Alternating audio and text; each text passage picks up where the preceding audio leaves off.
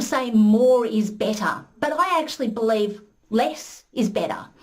Less things that we need to do, less things we need to focus on.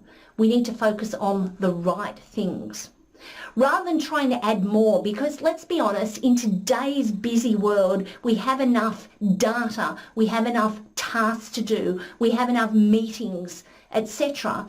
But reality is we now need to hone down and filter down to find the right information.